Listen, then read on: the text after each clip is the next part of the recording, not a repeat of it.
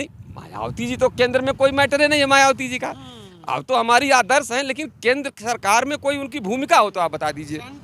Centre की बात कर रहे हैं ना, जहाँ से न्याय मिलेगा। हाँ, जहाँ से न्याय मिलेगा, जो बल्क में नौकरियां हैं, जहाँ पॉलिसी बनती है, कानून कहाँ बनता है, लोकसभा राज्यसभा मिलकर कानून बनाता है ना, उसमें बहन जी की कोई भूमिका नहीं रही है, तो उस टॉपिक पे बात करना बेकार है। अच्छा, चलिए टॉपिक पे बात करना बेकार है, नहीं छोड़ देते। लेकिन ईमानदारी से बताइए, इन 30 सालों में क्या बहन जी से मिलने की कोशिश की या बहन जी से मिले? अब देखिए साहब, ऐसा है ना कि अब उस इंजीनियर रहे हैं आप, लगभग पूर्व के बहुत सारे कॉलेजों में इंजीनियर रहे हैं आप लोग, बामसेव के कैडर के लोग रहे हैं। बसपा को फलने फूलने में बामसेव का बहुत बड़ा हाथ रहा है आर्थिक स्तर से, तो क्या कभी मिले? अब वो उसमें नहीं जाना चाहता हूँ। और साथियों नमस्कार, मैं हूं मनोज अंतानी और आप देखना शुरू कर चुके हैं समता आवाज़ टीवी। आज मैं खड़ा हूं गोरखपुर और कुशीनगर के बीच में, ये है बांसगांव विधानसभा, और मेरे साथ एक ऐसी शख्सियत है जिन्होंने अपनी जीवन के 30 दशक बहुजन आंदोलन को दिए हैं। मैं चाहूँगा कैमरामैन एक बार दिखाएं, ये बहुजन सुर संग्राम अलग अलग दिखा देता हूं। जी, अलग अलग सब है, थोड़ा पास से दिखा दीजिए। ये 5 प्रकार की डीवीडी है। ये वीडियो डीवीडी है जिसमें बहुजन समाज के नायक नायिकाओं, महानायिकाओं, बहन कुमारी मायावती जी के जीवन संघर्ष और किस तरह से उन्होंने बसपा के लिए काम किया, क्या क्या सारी चीज़ें इन वीडियो डीवीडीज़ में हैं। और इन डीवीडीज़ को बनाने और बहुजन संघर्ष जो चैनल है उसके संस्थापक इंजीनियर आर.बी. बौद्ध हमारे साथ हैं। बौद्ध साहब, पहला सवाल, बिना किसी भूमिका के लगभग 3 दशक आपने बहुजन समाज की सेवा की, बहन जी के लिए डीवीडियाँ बनाई, उनको बांटा, और आज की इस बुद्ध भूमि पर हम आपके साथ खड़े हैं। दिल से बताइए, क्या वो वजह थी कि बसपा छोड़कर आपको कांग्रेस में जाना पड़ा? देखिए, ऐसा है ना कि हर चीज़ का एक टाइम होता है। बहन जी का समय शानदार समय रहा है, और वो पूरे दलित की एक लीडर हैं और रहेंगी। समय होता है ना, हर चीज़ का समय होता है। अब ये समय नहीं है कि उस पर डिस्कस किया जाए। अब वो कहिए कि समय समाप्त हो गया है और एकदम चुनाव सिर पे है। अभी हम लोगों के सामने समस्या ये है कि जो 2025 में आरएसएस का 100 साल पूरा होने जा रहा है, उसके लिए वो स्वर्ण जयंती मनाएंगे। अब पूरी तैयारी है। अभी देखिए, एक बीजेपी के सांसद ने सुप्रीम कोर्ट में याचिका दायर किया है कि संविधान से धर्मनिरपेक्ष और जो समाजवादी शब्द है वो हटाया जाए। सही है ना बात? और ये चीज़ जो है कि ये लोग एक दिन में पहले से प्लान बना हुआ है कि अब ये हटते ही क्या हो गया। अब वो कह रहे हैं कि नहीं, ये 42वें संशोधन में गलती से आया था, ये तुष्टीकरण करता है। तो वहाँ पे क्या होगा, अपने आप जो है संविधान में हिंदू राष्ट्र लिखने के पक्ष में है, जबकि बाबा साहब ने बड़ी कड़ी मेहनत करके धर्मनिरपेक्ष संविधान की जो व्याख्या किया था, विश्व का सबसे शानदार संविधान है अभी तक का, और ये बदलने की पूरी प्लानिंग है। और जब ये बदला जाएगा, हिंदू धर्म स्थापित किया जाएगा, तो हिंदू धर्म में जो चमार बिरादरी है उसी की दुर्गति होती रही। अभी इतना पढ़ने लिखने के बाद बता रहे हैं भाई साहब कि आप इतना सीनियर पत्रकार हैं, हम लोगों को कोई सवर्ण नमस्ते नहीं करता, आपको बता रहे हैं। कहीं बता रहा हूँ, आप चाहे जो भी चैलेंज करता हो कि नहीं अब समानता आ गई है या आ गया हो गया है, लेकिन कोई आदमी बता रहे हैं, कोई भी ब्राह्मण बिरादरी का आदमी नमस्ते नहीं करता। जानता है, आज भी लगता है, आज भी नहीं करता है भाई। इंजीनियर साहब को भी नहीं करता है। किसी का नहीं करता है। वो जानता है कि माइंड में सेट है कि इनका नमस्ते करेंगे तो हमारा जो है कद छोटा हो जाएगा। वो एक्सेप्ट ही नहीं कर रहा है, तो वो संविधान को क्यों एक्सेप्ट करेगा? 70 साल हुआ केवल अभी, क्यों? जो 3000 साल से उस व्यवस्था को चलाते आ रहा है, 70 साल में वो पागल हो गया, आप समझ लीजिए। उसके लिए वो कुछ भी कर सकता है।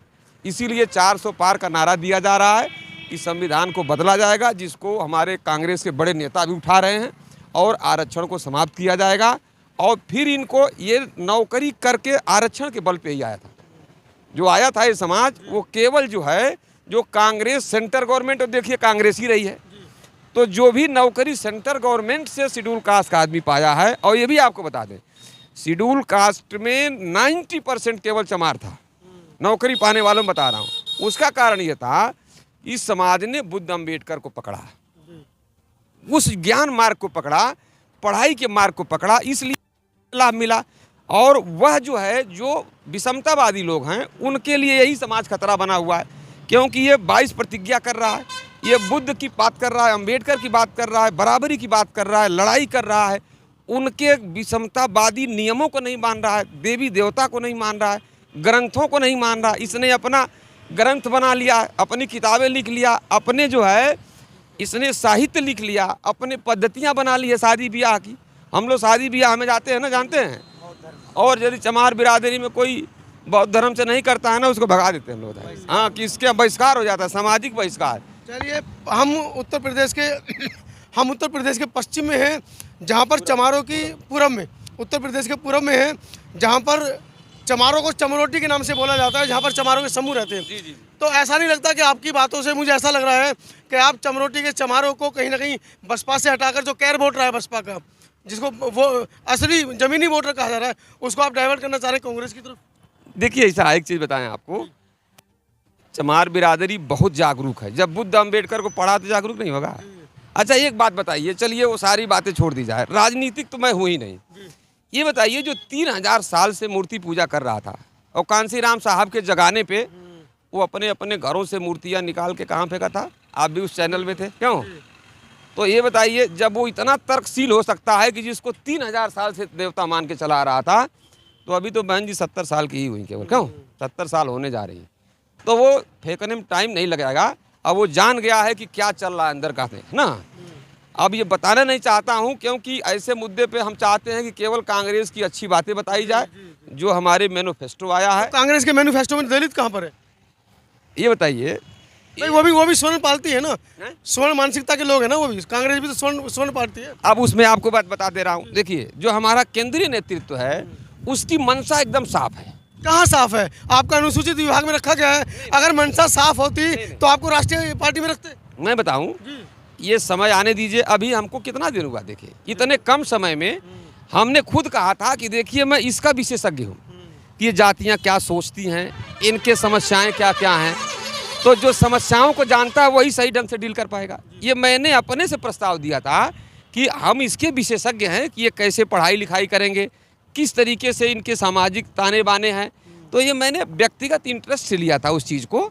और ये बहुत जल्दी आप देखेंगे कि कांग्रेस का जो टॉप लीडरशिप है हमारा, जो मैनिफेस्टो जारी किया है, घोषणा पत्र जारी किया है, उसमें देखिए पहले में ही है सामाजिक न्याय की बात। और सामाजिक न्याय किसका मुद्दा था? माननीय कांसी राम साहब का था।